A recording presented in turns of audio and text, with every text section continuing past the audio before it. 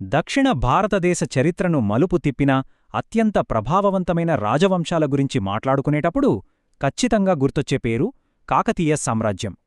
ఈరోజు మన ఈ విశ్లేషణలో వారి అద్భుతమైన ప్రయాణాన్ని కాస్త లోతుగా చూద్దాం. కాకతీయులు కేవలం యుద్ధాలు చేసిన రాజులు మాత్రమే కాదు, గొప్ప దార్శనికులు. భవిష్యత్తు తరాలకు ఉపయోగపడేలా ఒక అద్భుతమైన వ్యవస్థను వాళ్లు ఎలా నిర్మించారో తెలుసుకుంటే మనం నిజంగా ఆశ్చర్యపోతాం.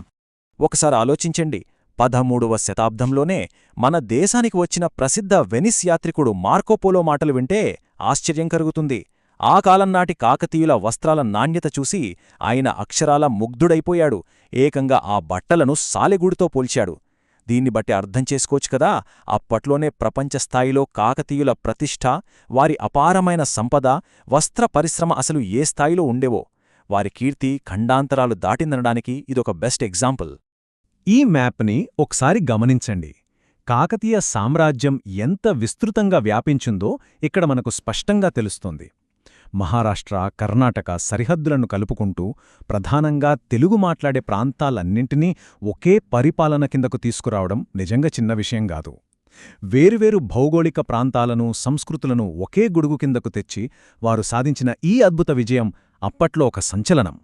సరే, మరి విశ్లేషణలో మనం ఏమేం చూడబోతున్నామంటే, అసలు కాకతీయుల ప్రయాణం ఎలా మొదలైంది, గణపతిదేవుని స్వర్ణయుగం ఎలా సాగింది, వీరనారి రుద్రమదేవి పరాక్రమం, వారి అద్భుతమైన పరిపాలనా విధానాలు, ఎకానమీ మరియు చివరగా వరంగల్ పతనం, వీటన్నింటిమీద ఒక లుక్కేద్దాం. ముందుగా వాళ్ల పుట్టుక దగ్గర్నుంచి మొదలుపెడదాం. నిజానికి కాకతీయులు మొదట్లోనే పెద్ద చక్రవర్తులు కారు. రాష్ట్రకూటులకు, కళ్యాణి చాళుక్యులకు వీళ్లు కేవలం సామంతులుగా తమ ప్రయాణాన్ని ప్రారంభించారు. మరి ఈ విషయాలన్నీ మనకెలా తెలుస్తున్నాయంటే, వారు వదిలివెళ్లిన ప్రాచీన శిలాశాసనాల ద్వారానే. ముఖ్యంగా మాగల్లు శాసనం, బయ్యారం చెరువు శాసనం లాంటివి వారి ప్రారంభ చరిత్రను మన కళ్ళు కట్టినట్టు చూపిస్తున్నాయి. ఇవి అప్పటి చరిత్రకు అచ్చమైన లైవ్ ప్రూఫ్స్. సామ్రాజ్య విస్తరణ అనేది రాత్రికి రాత్రే జరగలేదు. చాలా క్రమబద్ధంగా, ఓపికగా, తరతరాలుగా సాగింది. 1వ బేతరాజు సామంతుడిగా మొదలుపెడితే క్రమంగా 1వ ప్రోలరాజు హనుమకొండను తమ ఆధీనంలోకి తీసుకున్నారు. ఆ తరువాత క్రీస్తుశకం 1158 నాటికి రుద్రదేవుడు కాకతీయులను పూర్తిగా ఒక స్వతంత్ర సార్వభౌమ రాజ్యంగా డిక్లేర్ చేశారు. ఆ ఉత్సాహంతోనే హనుమకొండలో మనం ఇప్పుడు చూస్తున్న ప్రసిద్ధ 1000 స్తంభాల గుడిని నిర్మించింది కూడా ఆయనే. ఆ తరువాత వచ్చింది వారి చరిత్రలోనే అసలైన గోల్డెన్ ఎరా, అదే గణపతిదేవుని స్వర్ణయుగం. 63, అవును, అక్షరాల 63 సంవత్సరాలు ఒక రాజు ఇన్ని దశాబ్దాలపాటు పాలించడమంటే అసలు మామూలు విషయం కాదు. గణపతిదేవుని పాలన కాకతీయ చరిత్రలోనే అతిపెద్ద స్వర్ణయుగంగా పరిగణించబడుతుంది. ఈ టైంలోనే విపరీతమైన రాజ్యవిస్తరణ జరగడమే కాకుండా తెలుగు ప్రజలందరినీ ఏకతాటిపైకి తెచ్చిన గొప్ప సమైక్యతావాది ఆయన. మరి ఆ సుదీర్ఘ స్వర్ణయుగం తర్వాత సింహాసనమెక్కింది ఎవరు? ఒక వీరనారి, ఆమె రుద్రమదేవి. దక్షిణ భారతదేశ చరిత్రలో సింహాసనం అధిష్ఠించిన అతి కొద్దిమంది మహిళా పాలకుల్లో రుద్రమదేవి ఒకరు. ఆమె రుద్రదేవ మహారాజు అనే పురుషనామంతో బాధ్యతలు స్వీకరించారు. ఒక పక్క రాజ్యం లోపల చెలరేగిన తిరుగుబాట్లను అణచివేస్తూనే మరోపక్క పొరుగున ఉన్న యాదవుల దాడులను కూడా ఆమె ఎంతో వీరోచితంగా తిప్పికొట్టారు. సవాళ్లను ఆమె ఫేస్ చేసిన తీరు నిజంగా ఇన్స్పైరింగ్గా ఉంటుంది. ఇక్కడ మనం ఒక ఆసక్తికరమైన పోలిక చూడొచ్చు. గణపతిదేవుడు గొప్ప సంపదకు, వాణిజ్యానికి ఒక సాలిడ్ ఫౌండేషన్ వేస్తే, రుద్రమదేవి తన ఇనుప సంకల్పంతో ఆ సామ్రాజ్యాన్ని కాపాడారు. మోడుపల్లి రేవు ద్వారా ఆయన ఎకానమీని బిల్డ్ చేస్తే, ఆ సంపదను అంతర్గత, బహిర్గత శత్రువుల నుండి రక్షించే బాధ్యతను ఆమె తీసుకున్నారు. ఈ ఇద్దరూ కాకతీయ సామ్రాజ్యానికి 2 బలమైన పిల్లర్స్ లాంటివారు. సరే, ఇంత పెద్ద సామ్రాజ్యాన్ని పాలిస్తున్నారు కదా, మరి వాళ్ల అడ్మినిస్ట్రేషన్ ఎలా ఉండేది? అదొక మాస్టర్ క్లాస్ అనే చెప్పాలి. ఇందులో మనం ముఖ్యంగా మాట్లాడుకోవాల్సింది నాయంకార విధానం గురించి. ఇది ఒక రకమైన మిలిటరీ సిస్టమ్. కాకతీయ సామ్రాజ్యం మొత్తాన్ని 72 నాయంకారాలుగా డివైడ్ చేశారు. ప్రతి ప్రాంతానికి ఒక నాయకుడిని పెట్టి వాళ్లు రాజు కోసం సైన్యాన్ని పోషించేలా, ట్యాక్సులు వసూలు చేసేలా ఈ వ్యవస్థను ప్లాన్ చేశారు. ఈ డీసెంట్రలైజ్డ్ సిస్టమ్ వల్ల రాజుమీద భారం తగ్గడమే కాకుండా సామ్రాజ్యం ఎప్పుడూ సేఫ్గా ఉండేది. నాయకులు మిలిటరీని చూసుకుంటే మరి సామాన్య ప్రజల పరిస్థితేంటి? అక్కడే ఈ అయ్యగార్ల వ్యవస్థ వస్తుంది. ఇది పక్కా విలేజ్ అడ్మినిస్ట్రేషన్ సిస్టమ్. 12 మంది వేరువేరు అధికారులతో గ్రామస్థాయిలో పాలన జరిగేది. గ్రామాలే రాజ్యానికి పట్టుగొమ్మలో అనే విషయాన్ని వాళ్లు ప్రాక్టికల్గా నమ్మారు, అమలు చేశారు. ఈ సిస్టంలో ఎవరి పని వాళ్లకి చాలా స్పష్టంగా ఉండేది.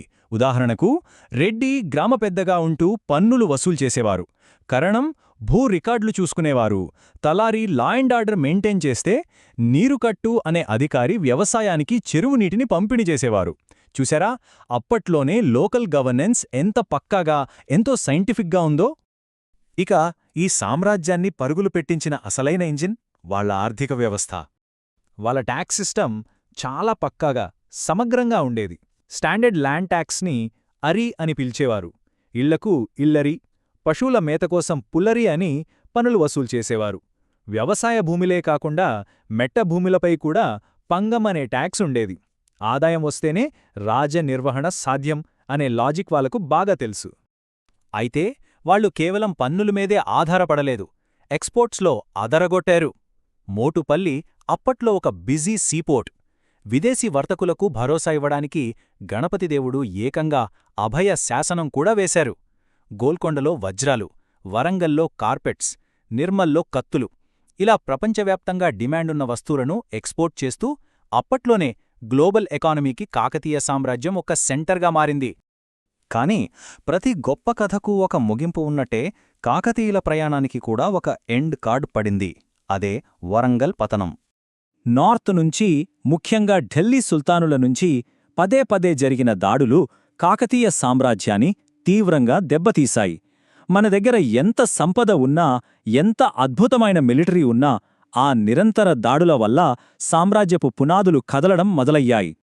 ఇది ఎలా జరిగిందో ఒకసారి క్రోనలాజికల్గా చూస్తే, క్రీస్తుశకం 1303లో అల్లావుద్దీన్ ఖిల్జీ మొదటి దాడిని కాకతీయులు ఉప్పడపల్లి దగ్గర చాలా దీటుగా తిప్పికొట్టారు. కాని 1309-10 మధ్యకాలంలో మాలిక్ కఫూర్ వరంగల్ కోటను ముట్టగించి భారీగా సంపదను పట్టుకుపోయాడు. ఆ దెబ్బనుంచి పూర్తిగా కోలుకునేలోపే 1323లో ఘియాసుద్దీన్ తుగ్లక్ సైన్యాలు ఏకంగా రాజధానిని స్వాధీనం చేసుకుని ప్రతాపరుద్రుడిని బంధించాయి. దాంతో ఒక మహాసామ్రాజ్యం విషాదకరంగా ముగిసింది. అయితే ముగించే ముందు ఒకసారి ఆలోచించండి. ఒక సామ్రాజ్యం కూలిపోయి ఉండొచ్చు, కాని వాళ్లు నిర్మించిన రామప్ప, పాకాల లాంటి భారీ గొలుసుకట్టు చెరువులు 700 సంవత్సరాల తరువాత కూడా ఇప్పటికీ కోట్లాది మంది వ్యవసాయానికి, ప్రాణాలకు ఆధారంగా నిలుస్తున్నాయి.